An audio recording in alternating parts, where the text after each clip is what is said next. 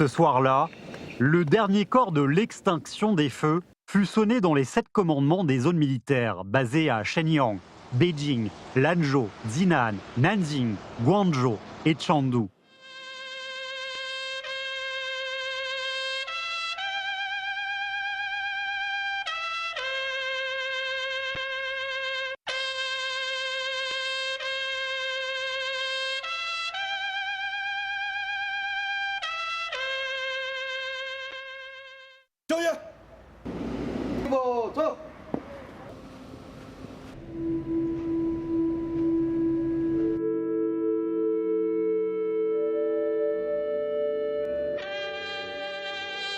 Le corps de réveil du lendemain marquait l'instauration des 5 commandements de théâtre d'opération de l'Est, du Sud, de l'Ouest, du Nord et du Centre.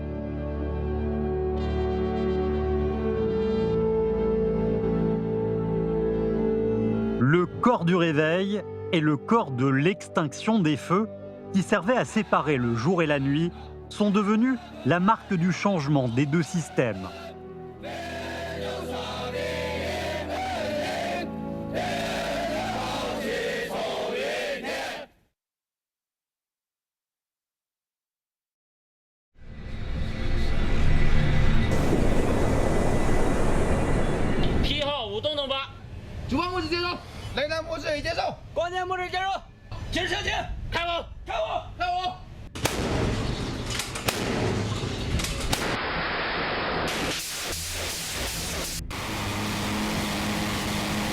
La nouvelle structure donne naissance à un nouveau pouvoir de combat et la nouvelle formation de force forge une nouvelle épée.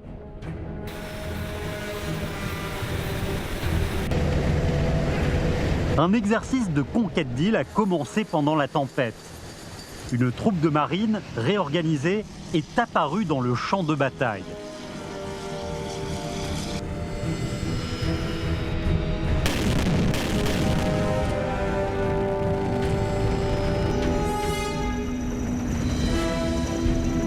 Ces troupes portent des tenues marines bleues au lieu des tenues terrestres vertes.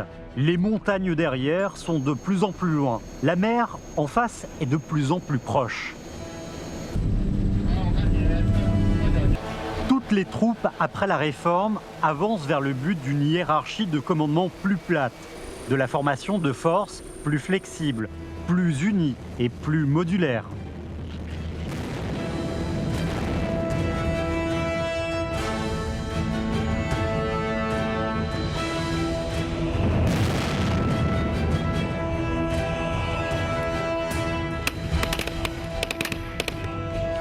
Parallèlement, cette série de réformes a accéléré le rythme de la modernisation de l'armement et de l'équipement, formant un système d'armement et d'équipement de 3e génération, en tant que corps principal et d'équipement de 4e génération, en tant que squelette. Avec le lancement du premier porte-avions national, le décollage des chasseurs J-20 et Y-20, les patrouilles régulières des forces navales et aériennes sur la mer de Chine orientale et méridionale, la préparation continue du combat interrégional, des forces aérospatiales, des nouvelles forces de combat se sont renforcées dans la réforme, incluant l'avertissement stratégique, la défense maritime, l'attaque à longue portée, la livraison stratégique, le soutien informatique, etc.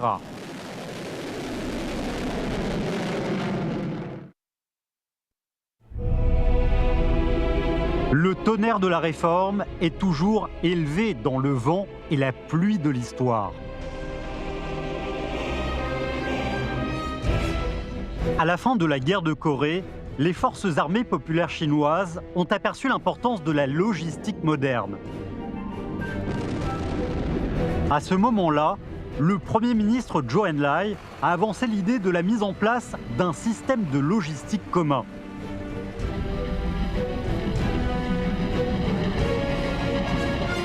Cependant, un système de logistique commun n'avance pas sans obstacle.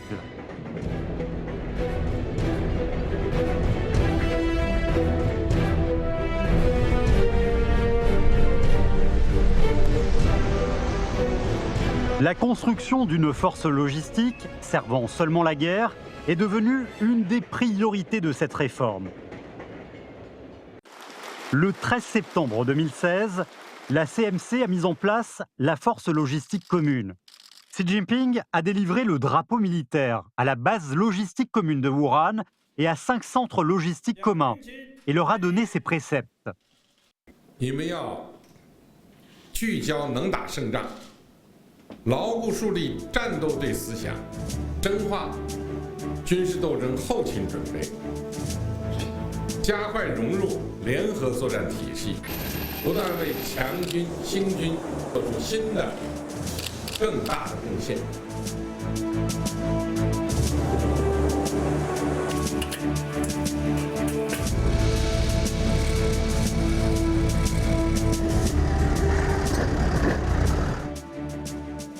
按照联合作战的要求，这次改革优化整合了后勤保障力量，健全了联勤保障体制，由过日子的后勤向打仗型后勤转变，确保随时拉得出、上得去、保得好。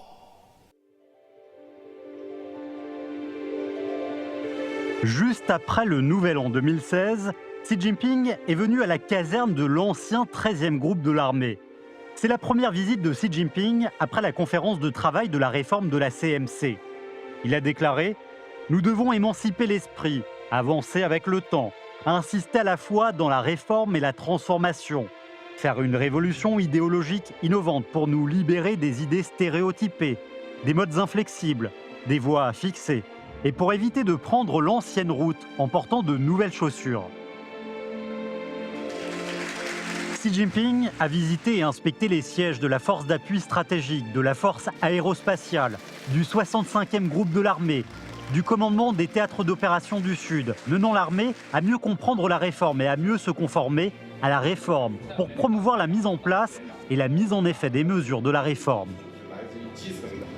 军队只有夯实了基层，军队才能真正强军。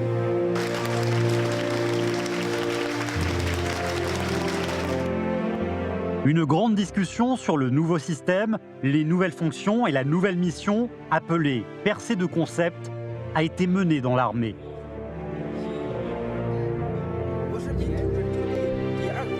En même temps, le mécanisme de coordination des départements de la CMC, favorable à l'atterrissage du nouveau système, a également démarré, formulant les règles des départements de la CMC, étudiant et établissant la liste des droits et des responsabilités, coordonnant et résolvant des problèmes spécifiques, promouvant davantage la deuxième innovation après la réforme.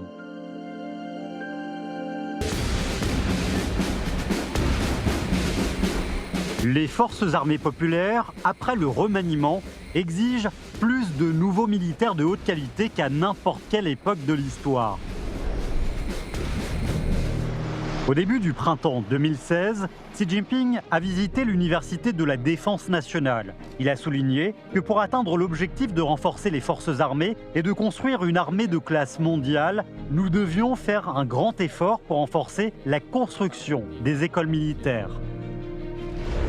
Cette série de réformes, basée sur le remodelage de l'Université de la Défense nationale et de l'Université nationale de la technologie de la défense, a amélioré la planification structurelle, a optimisé la distribution des ressources et a réformé le mode de formation, réduisant le nombre d'écoles militaires et de police de 77 à 43, formant une structure avec les écoles des opérations conjointes comme noyau, les institutions professionnelles comme base, à compléter par la formation intégrée militaire-civile.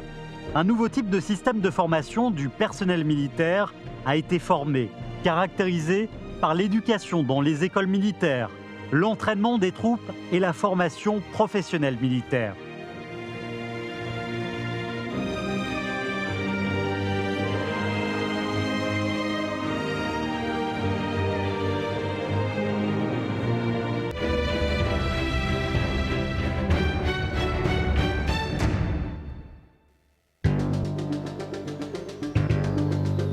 En 1958, le Pentagone a créé l'Agence des projets de recherche avancée de défense, DARPA, qui est responsable de la recherche et du développement de hautes technologies dans le domaine militaire.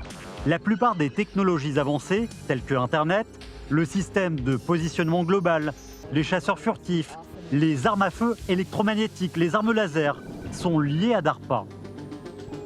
Dans le monde d'aujourd'hui, l'innovation scientifique et technologique est devenue l'élément central de la concurrence militaire.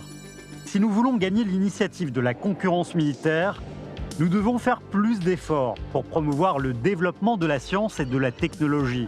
Face à l'impact profond du développement rapide de la science et de la technologie sur le développement militaire du monde, Xi Jinping a demandé à toute l'armée d'améliorer la capacité de combat par l'innovation scientifique et technologique.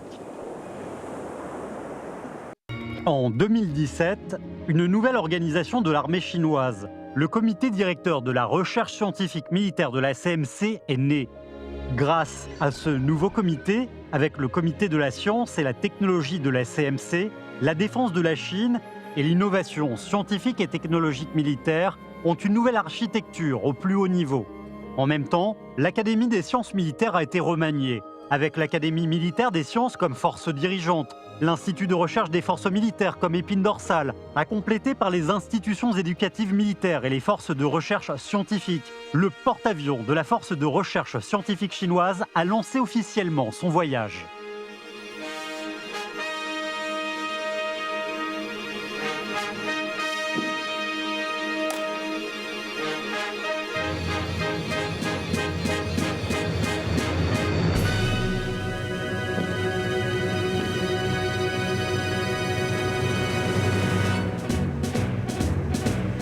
Le 19 juillet 2017, Xi Jinping a décerné le drapeau militaire et ses préceptes à l'Académie des sciences militaires, à l'Université de la Défense nationale et à l'Université nationale de la technologie de la défense et a rencontré les principaux dirigeants des écoles militaires, des instituts de recherche et des organisations de formation militaire.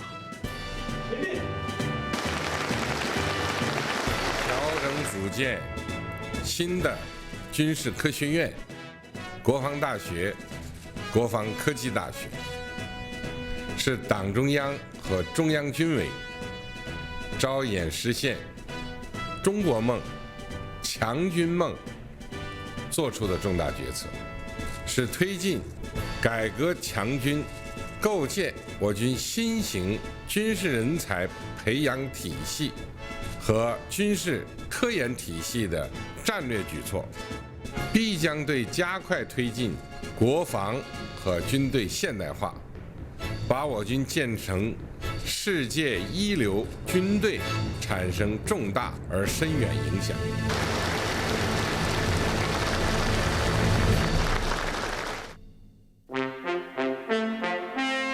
中共中央政治局1月22号召开会议，决定设立中央军民融合发展委员会。 中共中央总书记习近平主持会议。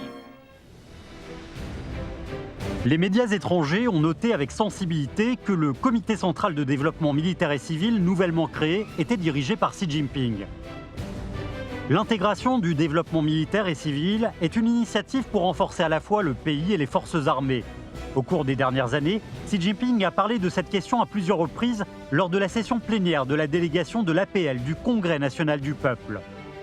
Le comité central du Parti communiste chinois a défini l'intégration du développement militaire et civil comme une stratégie nationale et a créé le comité central d'intégration du développement militaire et civil, ce qui a fourni une conception au plus haut niveau et l'assurance d'un système pour la réalisation unifiée d'un pays riche et d'une armée forte. Le CC du PCC, le Conseil d'État et la CMC ont publié Opinion sur l'intégration de la construction économique et de la construction de la défense nationale. Le Conseil d'État et la CMC ont formulé le 13e plan quinquennal de l'intégration de la construction économique et de la construction de la défense nationale. Plus de 100 zones d'intégration et de coopération militaire et civile, bases de démonstration et centres de recherche ont été créés dans tout le pays, couvrant l'aérospatial, le naval, le transport terrestre, l'information électronique et d'autres industries. Le schéma de l'intégration profonde du développement militaire et civil de tous les facteurs multidomaines et haute efficacité prend forme.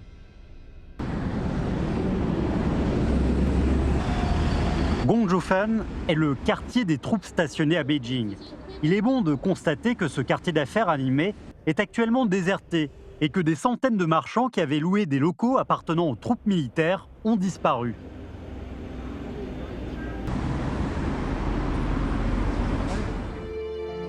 Chargé d'or sur les ailes, l'aigle ne vole pas haut.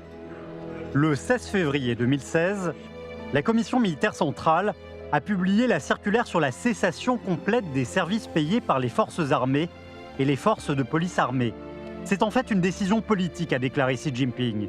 Il faut prendre en considération les dommages que l'argent peut apporter à l'efficacité de combat de l'armée et l'érosion que l'argent peut causer à l'éthique des troupes.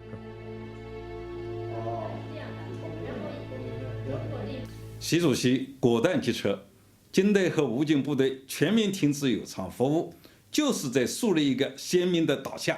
军队的根本职能就是打仗。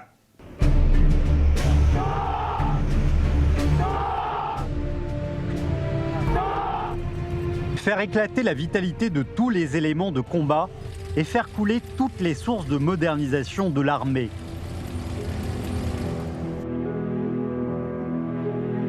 L'étude est la démonstration d'une nouvelle réglementation du personnel civil, l'extension de l'allocation du personnel civil, le recrutement de plus de talents pour servir la construction de l'armée est un atout majeur de la réforme de l'armée. La réforme répond à ce dont les officiers et soldats ont besoin. Organiser la révision de la loi sur les agents militaires et la loi sur le service militaire. Étudier et formuler des règlements sur les sous-officiers et conscrits. Élever le niveau du salaire et de la sécurité des militaires. Promouvoir la réforme dans tous les aspects, dont la gestion des dépenses militaires, les salaires militaires, le logement, la sécurité médicale. Améliorer le mécanisme de gestion et de garantie des anciens militaires. Établir et perfectionner le système d'honneur militaire. Une série de politiques et de règlements qui incarnent les caractéristiques professionnelles militaires et renforcent le sentiment de fierté du personnel militaire ont été mises en place.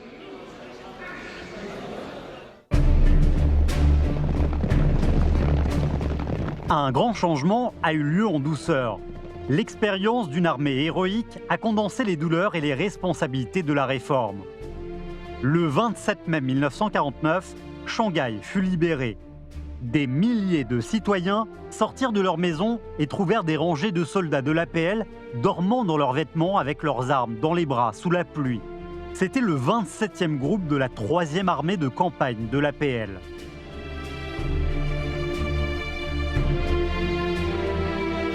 La même scène a été reproduite en hiver, 66 ans plus tard.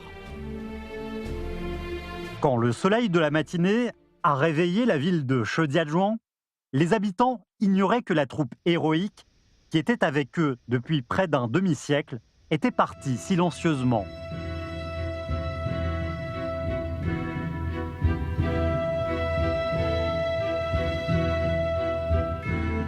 Voici l'image des officiers et des soldats disant adieu à l'ancienne caserne. Avec des larmes dans les yeux, ils se tiennent droit sur la grande place si silencieuse.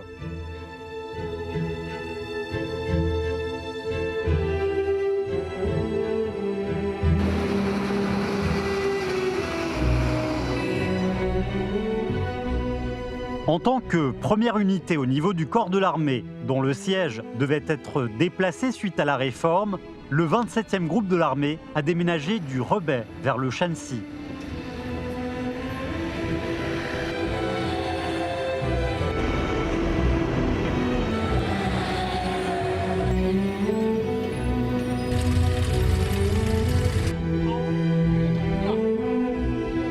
Cette série de réformes a fait diminuer de plus de 1000 unités les troupes dont le niveau était supérieur au régiment et près de la moitié des effectifs des départements non combattants est parti. Le nombre d'officiers militaires a lui diminué de 30%. Des dizaines de troupes ont déménagé dans les 3 jours après la réception de l'ordre. Des centaines de généraux ont changé de poste le jour même de la réception de l'ordre.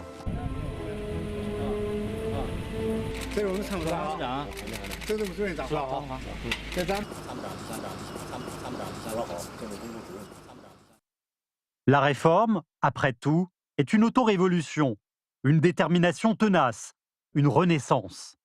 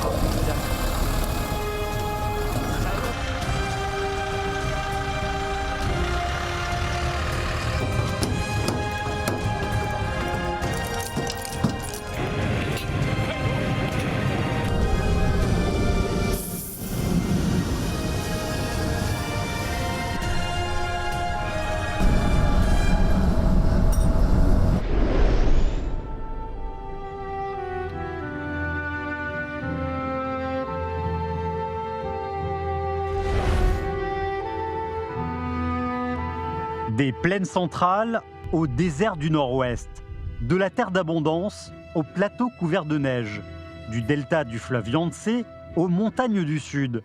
Nos soldats quittent les villes animées et arrivent aux frontières, loin de leurs parents, femmes et enfants. Ils sont prêts à partir tant que la réforme a besoin.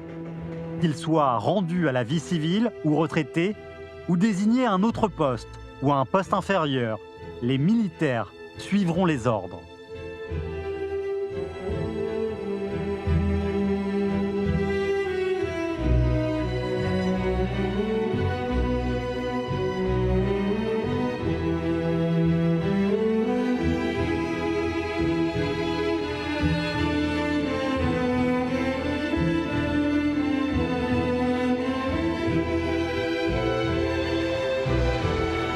Des scènes au cours du remaniement des armées ont beaucoup touché un vieil officier. C'est le général Che Raotian, l'ancien vice-président de la CMC, qui était également l'ancien instructeur de la 7e compagnie du 235e régiment de la division 79 du 27e groupe de l'armée dans la bataille de Shanghai. 我们这支军队最大的特点就是听党指挥，令训禁止。当年打胜仗靠的是这一点，今天搞改革也靠这一点。不论是军队的老同志，地方的老同志，大家一谈起来异口同声的，都赞扬以习近平主席为核心的党中央。这样讲，党叫到哪里就到哪里，党叫怎么改就怎么改，一切行动听指挥。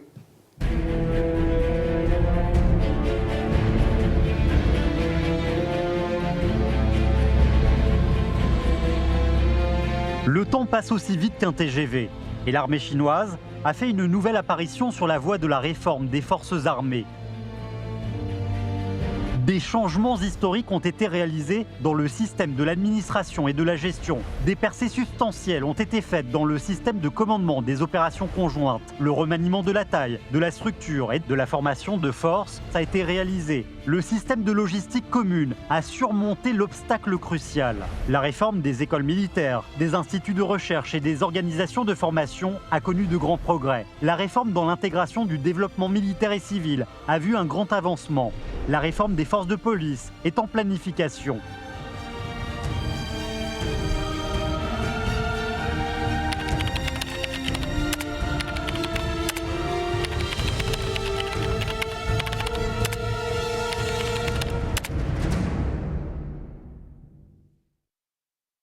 这次国防军队改革，大刀阔斧，雷厉风行，力度空前，从深度和广度上。 C'est la plus grande réforme militaire de la Chine depuis 60 ans, ont déclaré les médias américains. Les médias allemands ont déclaré « L'armée chinoise deviendra plus forte ».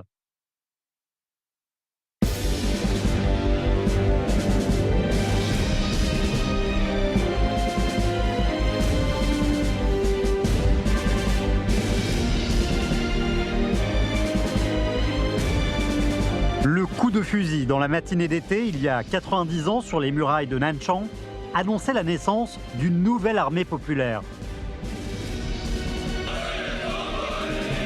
Un long voyage dans le vent et la pluie. Marchons, marchons, marchons. Sous la direction du comité central du PCC, centré autour de Xi Jinping, nos forces armées populaires marchent au pas vers un nouveau voyage pour une armée forte par la réforme, en confiant la gloire et le rêve au vaste territoire, à l'immense mer et au grand ciel.